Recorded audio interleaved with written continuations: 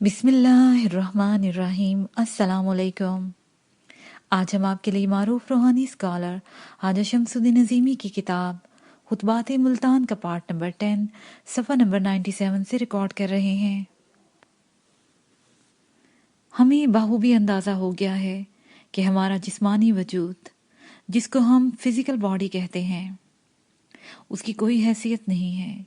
इसकी हैसियत सिर्फ इतनी है कि रूह ने इसको अपना लिबास बनाया हुआ है। जब तक रूह लिबास को पहने रहती है, जिस्म में हरकत रहती है। बिल्कुल उसी तरह जिस तरह आप कोट पहने रहते हैं और जिस्म के साथ कोट भी हरकत करता है। ये क्या बात हुई? बात ये हुई कि दुनिया के 6 अरब इंसान फिजिकल बॉडी को असल समझते हुए हैं, जब ये असल नहीं है।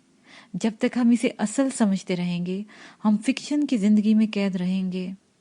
और जब हमारे ऊपर ये उकदा खुल जाएगा कि जिस तरह कोट जिस्म के बगैर हरकत नहीं करता, उसी तरह रूह के बगैर जिस्म हरकत नहीं करता, तो हम फिक्शन से निकलकर रियलिटी में दाखिल हो जाएंगे। जहाँ रियलिटी होती है वहाँ शक नहीं होता, जहाँ फिक्शन होता है वहाँ शक होता है। जब तक इंसान शक की जिंदगी में मुब्तला रहेगा, तकलीफ में रहेगा, जितना ज़्यादा शक बढ़ जाएगा उसी मुनासबत से मिजाज में तब्दीली आती रहेगी। और एक वक्त ऐसा आएगा कि शऊर गैर मुतवाजन हो जाएगा। जब शऊर गैर मुतवाजन हो जाएगा तो तरह तरह की बीमारियां पैदा हो जाएंगी। मिर्गी, आसेब, कैंसर, सिल, दक, शुगर, बेहाबी, ब्लड प्रेशर वगैरह, ये सारे इमराज इसी बुनियाद पर हैं कि हम फिजिकल बॉडी को असल समझ रहे हैं। रूहानियत कहती है कि इंसान को इस बात का इदराक होना चाहिए कि अल्लाह ताला ने फिजिकल बॉडी को रूह के ताबे किया है। रूह फिजिकल बॉडी के ताबे नहीं है। ख्यालात क्यों आते हैं? मेरे लिए बहुत ज़्यादा मोहतरम असातिज़ा इकराम, ख़वातीन व हज़रात, अस्सलामु अलैकुम। बिलाशुबा मेरे लिए ये बड़ी सादत की बात है कि इल्म दोस्त तबके में अल्लाह के फजलो करम से मुझ आजिज़ बंदे की पजीराई हुई। इसमें हालस्तन अल्लाह ताला के फ़ज़ल मेरा शामिल हाल है। मैं अपने बुज़ुर्गों से, असातिज़ा से दरख्वास्त करता हूँ कि वो अल्लाह ताला के हज़ूर दुआ फरमाए कि मैं जो कुछ अर्ज़ करूँ वो आप सामीन की ज़हनी इस्तिदाद के मुताबिक हो। अल्लाह ताला मुझे तौफीक अता फरमाए और इन अल्फाज से मेरी मावनत फरमाए जो अल्फाज मेरे लिए और आपके लिए बाइस नेकी और खैर हों। मेरे अजीज दोस्त प्रोफेसर जामी साहब ने सूरह अल-मौन की तिलावत की है। मुझे तहरीक हुई कि सूरह में आयत फ़वैलुल लिल मुसल्लीन पस खराबी है उन नमाजियों के लिए जो अपनी नमाज से बेखबर हैं के बारे में कुछ मारूज़ात में अर्ज करूं। ये बात हम जानते हैं कि नमाज फ़र्ज है, लेकिन अलमिया ये है कि नमाज एक हफ्ते तक कज़ा हो सकती है। नौकरी पर जाना एक दिन कज़ा नहीं होता, नमाज कज़ा हो जाती है। वक्त पर नौकरी पर जाना कज़ा नहीं होता। अहमियत किसको हुई? नौकरी को, पैसे को, दौलत को। अगर इस पैसे के साथ साथ आप नमाज को भी इतनी अहमियत दे दें तो दीन और दुनिया दोनों अच्छे हो जाएंगे। नमाज की नीयत बांधने के बाद ख्यालात आने शुरू होते हैं तो किस तरह रुकते ही नहीं। और बसा औकात तो ऐसा होता है कि आदमी सलाम फेरता है तो उसे ये भी याद नहीं रहता कि मैंने नमाज में कौन सी सूरा पढ़ी है। नमाजी कहते हैं कि क्या करें। नमाज में तो ख्याल आता है। आप हजरात ख़वातीन से ये सवाल है, एक अकाउंटेंट जब हिसाब करता है, अगर उसकी कैफियत हमारी नमाज जैसी हो जाए तो उसे कंपनी कितने दिन मुलाजिम रखेगी? इसका मतलब है कि आपको 8 घंटे मुसलसल ज़हनी मरकज़ियत की प्रैक्टिस है, लेकिन 5 मिनट नमाज पढ़ने में आपको मरकज़ियत हासिल नहीं होती। तवज्जो फरमाइए, प्रोफेसर साहबान लेक्चर देते हैं, मैं भी लेक्चर दे रहा हूँ। मुझे पता है कि क्या कहना है। इधर उधर हो जाता हूँ, फिर मकसद पर आ जाता हूँ, लेकिन नमाज में ये जहन क्यों हासिल नहीं होता? मेरी समझ में इसकी वजह यह है कि अल्लाह ताला से हमारा ताल्लुक दुनियावी मामलात की निस्बत कम हो गया है। اللہ تعالیٰ فرماتے ہیں میں تمہارے اندر ہوں تو مجھے دیکھتے کیوں نہیں ہو؟ میں تمہاری رگ جان سے بھی زیادہ کریم ہوں۔ جہاں تم 4 ہو میں وہاں 5واں ہوں۔ جو تم کر رہے ہو وہ میں دیکھتا ہوں، جو تم چھپاتے ہو وہ میں جانتا ہوں۔ میں ہر چیز پر محیط ہوں، ہر چیز میرے احاطہ قدرت میں ہے۔ میں ہی ابتدا ہوں، میں ہی انتہا ہوں، میں ہی ظاہر ہوں اور میں ہی باطن ہوں۔ اللہ تعالیٰ نے فرمایا کہ میرا تمہارے ساتھ تعلق ظاہر میں بھی ہے اور باطن میں بھی ہے۔ میں ہی تمہاری اور کائنات کی ابتدا ہوں اور انتہا بھی میں ہی ہوں۔ میں تمہیں روز مار دیتا ہوں، صبح کو پھر زندہ کر دیتا ہوں۔ اللہ تعالیٰ کہتے ہیں میں تمہاری حفاظت کرتا ہوں۔ دکھ درد بیماریاں آتی ہیں تو ان کو تم سے ہٹاتا ہوں، تمہیں رزق فراہم کرتا ہوں۔ زمین کو پھاڑ کر اس میں تمہارے لیے فوڈ نکالتا ہوں۔ میں نے ایسے جانور بنائے ہیں جن کا تم گوشت کھاتے ہو۔ میں نے ایسے جانور تخلیق کیے ہیں جن کا تم دودھ پیتے ہو۔ تمہارا اللہ ایسا ہے جو گوبر کے بیچ میں سے نکال کر تمہیں دودھ پلاتا ہے۔ میں نے تمہارے لیے جانور بنائے تاکہ تم سواری کر سکو۔ میں نے ان کو تمہارے تابع کر دیا ہے۔ منہ زور جانور پر جب انسان بیٹھ جاتا ہے تو وہ تابع فرمان غلام کی طرح اس کی خدمت کرتا ہے۔ اللہ تعالیٰ ہماری رگ جان سے بھی قریب ہے۔ اللہ تعالیٰ کے پیغمبر حضرت محمد صلی اللہ علیہ وآلہ وسلم نے فرمایا الصلاۃ معراج المومنین، نماز مومن کے لیے غیب کی دنیا میں داخل ہونے کا راستہ ہے۔ غیب کی دنیا میں داخل ہونے کا مفہوم ہے کہ جب انسان نماز قائم کرتا ہے تو بندہ کا تعلق اللہ سے جڑ جاتا ہے، یعنی وہ غیب کی دنیا میں چلا جاتا ہے۔ قرآن پاک میں تقریباً 250 جگہ نماز کا ذکر ہے، ایک جگہ بھی نہیں ہے کہ نماز پڑھو۔ ماشاءاللہ، اتنے سارے افراد بیٹھے ہیں، بتائیے میری اصلاح ہو جائے گی؟ اگر کوئی آیت ایک ہو تو بتائیے۔ جہاں بھی نماز کا تذکرہ آیا ہے قرآن کہتا ہے کہ صلاۃ قائم کرو۔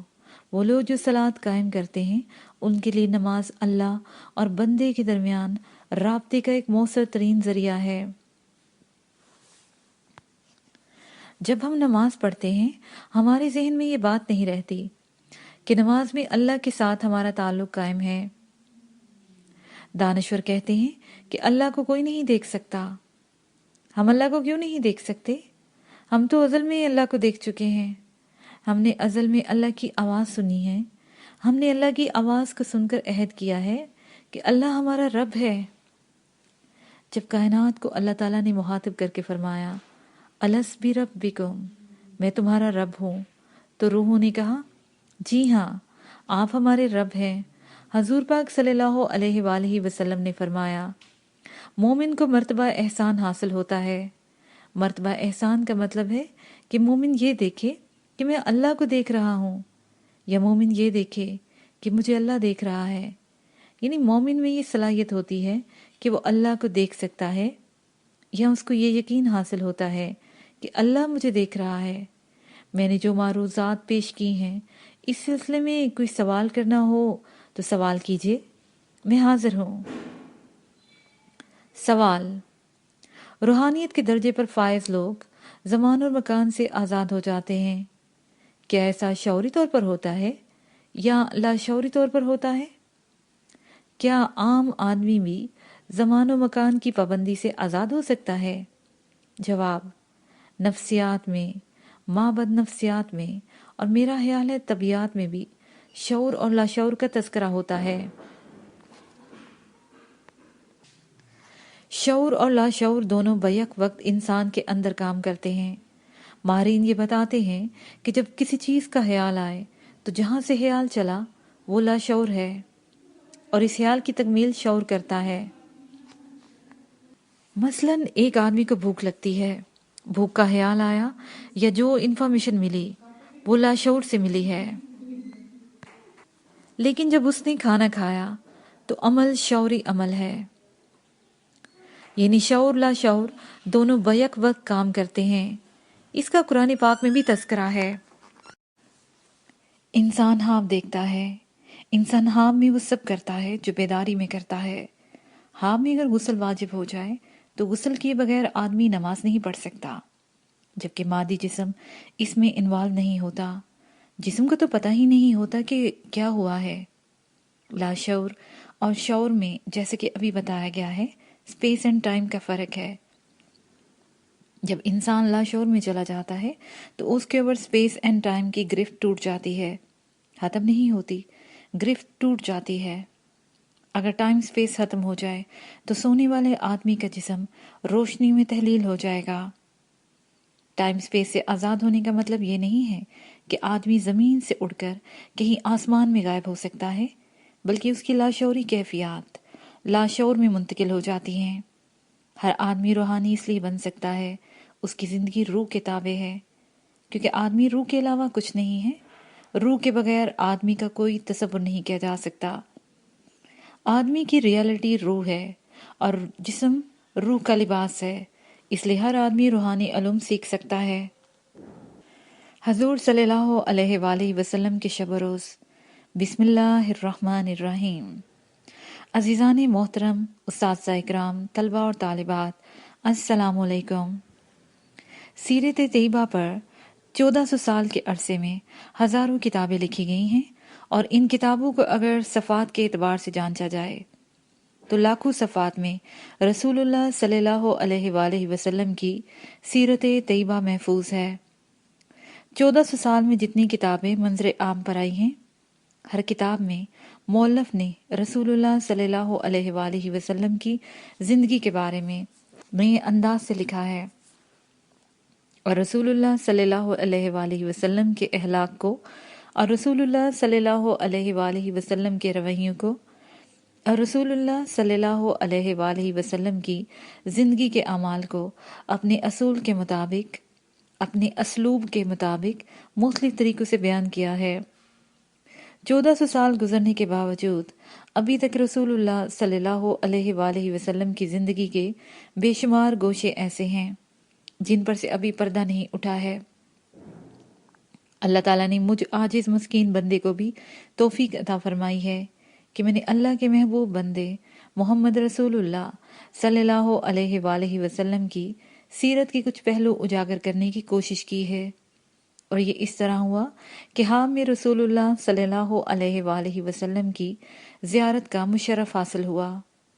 میں نے نہایت عاجزی اور انکساری کے ساتھ رسول اللہ صلی اللہ علیہ وآلہ وسلم کی حکمت اقدس میں درخواست کی کہ یا رسول اللہ صلی اللہ علیہ وآلہ وسلم، آپ کی سیرت کے بارے میں 1400 سال میں بہت کچھ لکھا گیا ہے، لیکن اتنا کچھ لکھنے کے باوجود یہ نہیں کہا جا سکتا کہ آپ صلی اللہ علیہ وآلہ وسلم کی زندگی اور آپ صلی اللہ علیہ وآلہ وسلم کے مشن کے بارے میں اور آپ صلی اللہ علیہ وآلہ وسلم کے اوپر اللہ تعالیٰ کی جو عنایات ہیں اس کا حق پورا ہو گیا ہے۔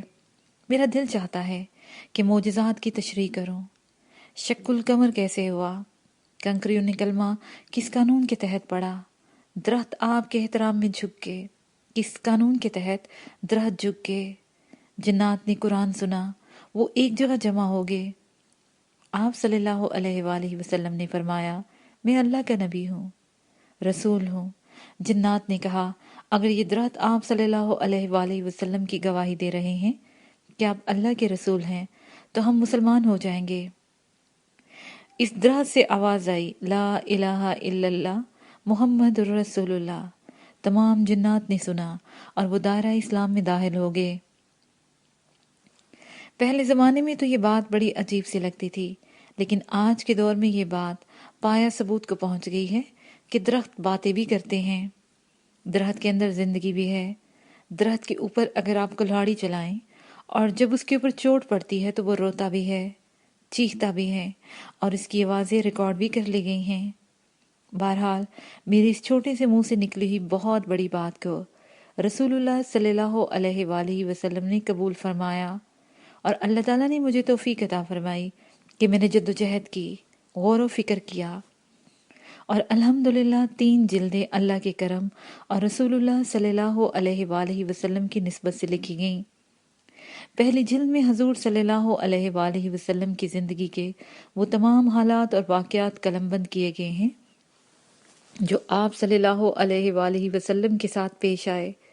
رسول اللہ صلی اللہ علیہ وآلہ وسلم نے تبلیغ کے سلسلے میں جو تکلیفیں اٹھائیں اور رسالت کے پیغام کو پہنچانے کے لیے جو صعوبتیں برداشت کیں، ان کی تفصیلات درج ہیں۔ دوسری جلد میں سائنس کی بنیاد پر معجزات کی تشریح ہے اور تیسری جلد قصص القرآن کا حصہ ہے۔ قرآن پاک میں پیغمبروں کا تذکرہ ہے۔ ایک نشست میں مرشد کریم حضور کلندر بابا اولیاء رحم اللہ نے فرمایا تھا کہ اللہ تعالیٰ نے قرآن پاک میں جو قصے بیان کیے ہیں، اللہ تعالیٰ کہانیاں نہیں سناتے، ان قصوں میں اللہ تعالیٰ کی حکمت ہے اور پیغام چھپا ہوا ہے۔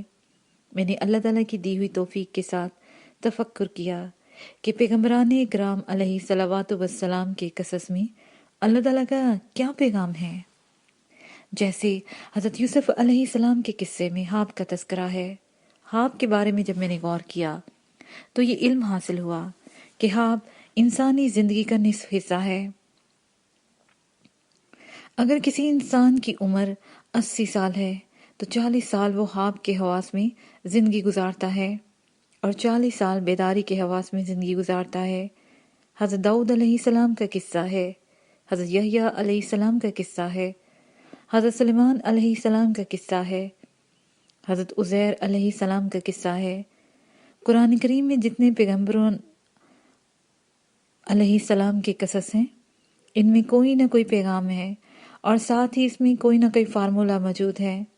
میں نے اللہ کی دی ہوئی توفیق کے ساتھ قصص القرآن پڑھے اور اس کے بعد تورات، بائبل پڑھی اور قرآن کریم کی مدد سے ان قصوں میں اللہ کی حکمت کو تلاش کیا۔ نتیجے میں ایک کتاب بن گئی، محمد رسول اللہ، جلد سوئم۔ اس طرح سیرت طیبہ پر یہ 3 کتابیں سامنے آئی ہیں۔ چوتھی کتاب لکھنے کا ارادہ ہے۔ آپ سب سے درخواست ہے کہ آپ دعا کریں کہ اللہ تعالیٰ مجھے توفیق عطا فرمائے کہ وہ کتاب بھی منظر عام پر آ جائے۔ جب ہم رسول اللہ صلی اللہ علیہ وآلہ وسلم کی سیرت کا مطالعہ کرتے ہیں تو پہلی بات ہمیں یہ معلوم ہوتی ہے کہ 1,24,000 پیغمبروں کی تعلیمات کا مکمل نچوڑ رسول اللہ صلی اللہ علیہ وآلہ وسلم کی سیرت میں موجود ہے۔ اس لیے کہ رسول اللہ صلی اللہ علیہ وآلہ وسلم نے خود یہ فرمایا ہے کہ میں کوئی نبی، اس میں کوئی نئی بات نہیں میں کہہ رہا، میں وہی بات کہہ رہا ہوں جو میرے بھائی پیغمبروں نے مجھ سے پہلے بیان کی ہے۔ سیرت کے حوالے سے ہمیں 3 باتیں بطور خاص رسول اللہ صلی اللہ علیہ وآلہ وسلم کی زندگی میں ملتی ہیں۔ پہلی بات یہ کہ کسی چیز کو حاصل کرنے کے لیے، کسی علم کو حاصل کرنے کے لیے، منزل تک پہنچنے کے لیے مکمل جدوجہد کی ضرورت ہے اور مکمل جدوجہد کے ساتھ سازگار ماحول کا ہونا ضروری ہے۔ جب تک سازگار ماحول میسر نہیں آئے گا اس وقت تک کامیابی یقینی نہیں ہے۔ اساتذہ کرام کو تعلیمی ماحول فراہم نہ کیا جائے تو نہ اساتذہ کرام پڑھا سکتے ہیں نہ طلبہ پڑھ سکتے ہیں۔ یونیورسٹی علوم حاصل کرنے کے لیے ماحول فراہم کرتی ہے۔ مائی حلیمہ صاحبہ کے پاس رسول اللہ صلی اللہ علیہ وآلہ وسلم تشریف لے گئے۔ وہاں فرشتوں کا آنا، سینہ کو کھول کر دل نکالنا، دل دھو کر دوبارہ سینہ میں رکھنا، یہ واقعہ کتابوں میں مذکور ہے، لیکن تاریخی حوالوں سے اگر آپ دیکھیں تو اس قسم کے واقعات رسول اللہ صلی اللہ علیہ وآلہ وسلم کو کئی دفعہ پیش آئے۔ رسول اللہ صلی اللہ علیہ وآلہ وسلم غار ہرا میں تشریف لے گئے، جہاں کوئی شور و شگف نہیں تھا، آبادی بھی کم تھی، سواری کے لیے اونٹ تھے۔ اونٹ کے چلنے سے تو ویسے ہی کوئی آواز نہیں ہوتی، تو اس ماحول سے دور ہو کر رسول اللہ صلی اللہ علیہ وآلہ وسلم غار ہرا میں تشریف لے گئے۔ الگ تھلگ ہو کر رسول اللہ صلی اللہ علیہ وآلہ وسلم نے غار ہرا میں اللہ کی نشانیوں پر غور و فکر فرمایا۔ غار ہرا میں رسول اللہ صلی اللہ علیہ وآلہ وسلم نے کون سی عبادت کی؟ اس وقت تک نماز تو فرض نہیں ہوئی تھی۔ حضور محمد صلی اللہ علیہ وآلہ وسلم نے غور و فکر کیا۔ حضرت جبرائیل علیہ السلام کے ذریعے وحی کا سلسلہ جاری ہوا، اللہ کی کتاب نازل ہوئی۔ اللہ کی کتاب کے بارے میں آپ جب غور کریں گے تو اس میں آپ کو یہ عنوانات ملیں گے: نمبر 1 شریعت، 2 تاریخ، 3 معاد۔ جانوروں میں والدین کے احترام کا اور والدین کی محبت کا کوئی تصور نہیں ہے، لیکن انسانوں میں والدین، اساتذہ، بزرگوں کے احترام کا حکم ہے، حقوق العباد پورے کرنے کا حکم ہے۔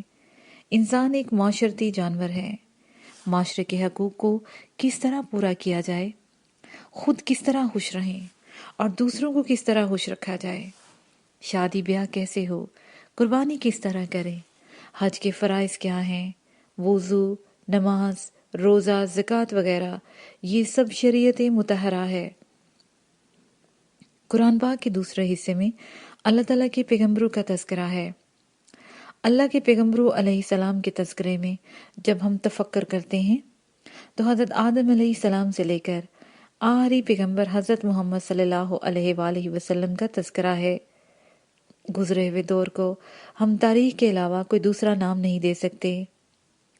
ہمارے پاس تاریخ ہے کہ حضرت آدم علیہ السلام کس طرح زمین پر آئے، کس طرح ان کی اولاد پھیلی، حابیل قابیل کا واقعہ، تحریب و تعمیر کا سلسلہ، انسان نے کس طرح ارتقا کیا۔ پہلے وہ جڑیں کھا کر گزارا کرتا تھا، پھر اسٹون ایج آیا، آگ دریافت ہو گئی، الیکٹریسٹی دریافت ہوئی اور سائنس کا دور آ گیا۔ ان حالات و واقعات کو ہم تاریخ کے علاوہ کوئی دوسرا نام نہیں دے سکتے، یعنی کہ قرآن کا کوئی دوسرا حصہ انسانی ارتقاء کی تاریخ ہے۔ قرآن پاک میں تیسرا حصہ معاد ہے۔ معاد سے مراد ہے کہ انسان اس دنیا میں آنے سے پہلے کہاں تھا۔ دیکھیے، انسان کہیں تھا تو یہاں آیا ہے، کہاں تھا؟ تو ہم یہ آرام سے کہہ دیتے ہیں کہ انسان عالم ارواح میں تھا، یعنی عالم ارواح بھی کوئی عالم ہے، یہ ایک زون ہے۔ پھر اس دنیا میں اس نے زندگی گزاری۔ سوال یہ ہے کہ 40 سال، 50 سال، 100 سال، جتنی بھی عمر گزاری اور اس دنیا میں رہنے کے بعد وہ کہاں چلا جاتا ہے؟ مرنے کے بعد حشر نشر ہونا، دوبارہ پیدا ہونا، پیدا ہونے کے بعد حساب کتاب ہونا، تعمیری عمل اور تحریبی عمل کے جزیات کا فیصلہ سننے کے بعد اس کا جنت میں جانا اور دوزخ میں رہنا، یہ سب معاد ہے۔ سیرت طیبہ صلی اللہ علیہ وآلہ وسلم کے حوالے سے ہمارے سامنے رسول اللہ صلی اللہ علیہ وآلہ وسلم کی زندگی کے 3 پہلو ہیں۔ ایک پہلو یہ ہے کہ رسول اللہ صلی اللہ علیہ وآلہ وسلم اس دنیا میں تشریف لائے۔ ان کی والدہ محترمہ بھی تھیں اور والد صاحب قبلہ بھی تھے۔ رسول اللہ صلی اللہ علیہ وآلہ وسلم نے کس طرح زندگی گزاری، حالات کا کس طرح مقابلہ کیا، اور جب باشعور ہوئے تو کس طرح کاروبار کیا۔ شادیوں میں حضور پاک صلی اللہ علیہ وآلہ وسلم کا کیا کردار رہا، اولاد کے ساتھ کیسا سلوک فرمایا، بیگمات کے ساتھ رویہ کیسا تھا، پڑوسیوں کے حقوق کس طرح ادا کیے، حضور صلی اللہ علیہ وآلہ وسلم کے شب و روز کیسے گزرتے تھے۔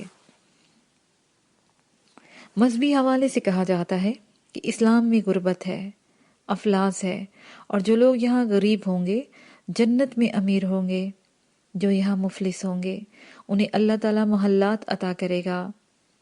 جب ہم رسول اللہ صلی اللہ علیہ وآلہ وسلم کی زندگی کے بارے میں تاریخ سے پڑھتے ہیں تو ہم جان لیتے ہیں کہ رسول اللہ صلی اللہ علیہ وآلہ وسلم کے پاس 3 اونٹنیاں تھیں۔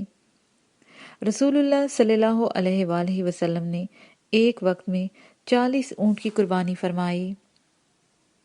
رسول اللہ صلی اللہ علیہ وآلہ وسلم کی 10 ازواج مطہرات تھیں، سب کے الگ الگ گھر تھے، سب کے الگ الگ حرچ بندھے ہوئے تھے۔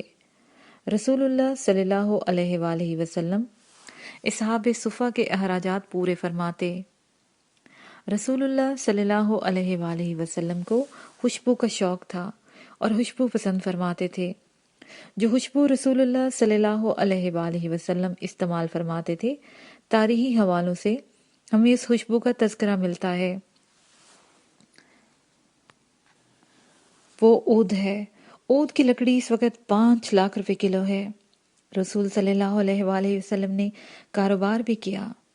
رسول صلی اللہ علیہ وآلہ وسلم کے کھجوروں کے درخت تھے، بڑے بڑے وفود آتے تھے، ان وفود کو تحفے تحائف دیا کرتے تھے۔ حضور صلی اللہ علیہ وآلہ وسلم کا دسترخوان بڑا وسیع دسترخوان تھا۔ حضور صلی اللہ علیہ وآلہ وسلم کے پاس بکریاں بھی تھیں۔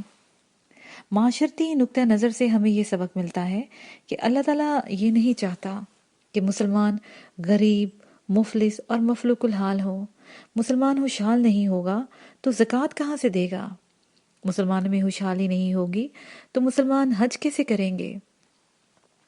اسلامی حکومت کے پاس خزانہ نہیں ہوگا تو گھوڑے، ہتھیار، فوج، توپ، میزائل کس طرح بنیں گے؟ اسلامی معاشرہ غریب اور مفلس اور کلاش ہوگا تو زکوٰۃ اور صدقات و خیرات کون دے گا؟ مساجد کیسے تعمیر ہوں گی؟ دین و دنیا کی ترقی میں مسلمان کس طرح دوسروں سے سبقت حاصل کریں گے؟ اسلام ایک مکمل ضابطہ حیات ہے، اور اس ضابطہ حیات میں تجارت اور صنعت بھی ہے، کھیتی باڑی بھی ہے۔ اس ضابطہ حیات میں فوج اور چھاؤنیاں بھی ہیں۔ حضرت عثمان رضی اللہ عنہ کا یہ حال تھا کہ رسول اللہ صلی اللہ علیہ وآلہ وسلم کے پاس ایک صاحب آئے۔ انہوں نے عرض کیا، یا رسول اللہ صلی اللہ علیہ وآلہ وسلم، مجھے شہد چاہیے۔ فرمایا، عثمان رضی اللہ عنہ کے پاس چلے جاؤ۔ جب وہ شہد لینے کے لیے حضرت عثمان رضی اللہ عنہ کے پاس گئے تو وہاں بہت سارے اونٹ بیٹھے ہوئے تھے اور تھوڑے سے گہیوں گرے ہوئے تھے۔ حضرت عثمان رضی اللہ عنہ ملازمین پر ناراض ہو رہے تھے کہ گہیوں زمین پر کیوں گرے؟ اس شخص نے سوچا، اتنے سے گہیوں گرنے پر ملازم کو اتنا سخت سست کہہ رہے ہیں، مجھے شہد کیا دیں گے؟ سائل نے دوبارہ جا کر عرض کیا، یا رسول اللہ صلی اللہ علیہ وآلہ وسلم، مجھے شہد چاہیے۔ حضور صلی اللہ علیہ وآلہ وسلم نے فرمایا، میں نے تمہیں کہا تو تھا کہ عثمان رضی اللہ عنہ کے پاس چلے جاؤ۔ وہ پھر دوبارہ گئے تو اونٹ جا چکے تھے، اور حضرت عثمان رضی اللہ عنہ حساب کتاب میں مصروف تھے۔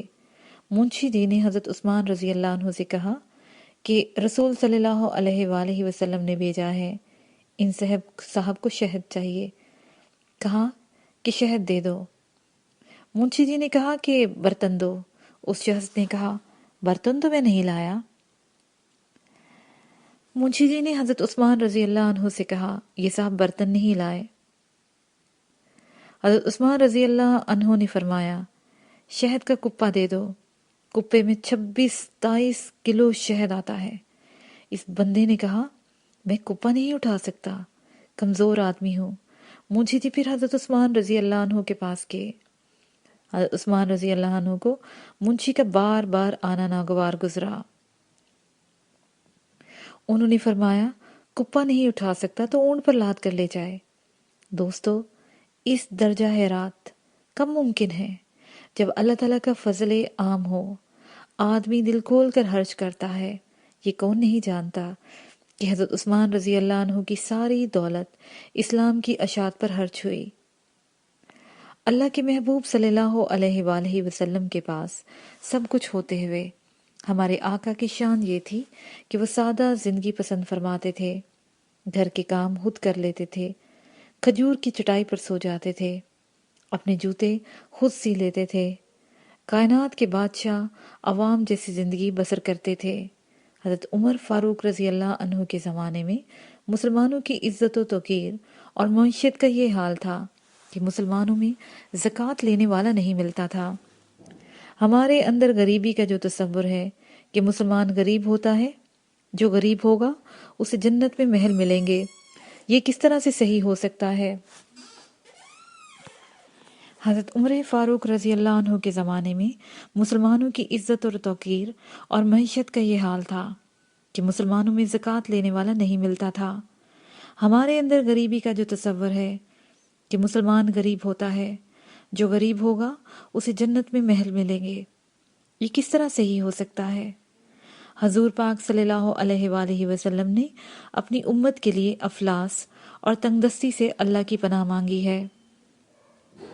ہر مسلمان کو چاہیے، وہ خاتون ہو یا مرد ہو، یہ بات ذہن نشین رکھنی چاہیے کہ اللہ تعالیٰ یہ کبھی نہیں چاہتے کہ رسول صلی اللہ علیہ وآلہ وسلم کی امت غریب اور مفلوق الحال ہو۔ غربت اور مفلوق الحاجی سے نجات کے لیے ہمیں اپنے دور کے مطابق عمل کرنا ہوگا۔ اللہ تعالیٰ کا ارشاد ہے، جو قوم اپنی تبدیلی نہیں چاہتی اللہ بھی اسے تبدیل نہیں کرتا۔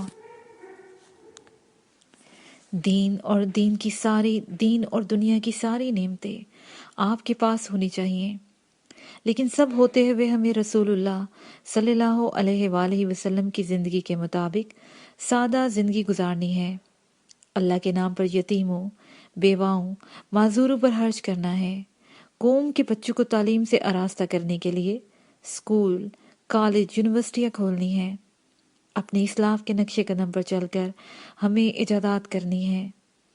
اپنے دور کے مطابق ہمیں سائنس پڑھنی ہوگی، ہمیں صنعت و حرفت میں آگے بڑھنا ہوگا۔ اس کے ساتھ ہی یہ پارٹ اپنے اختتام کو پہنچا۔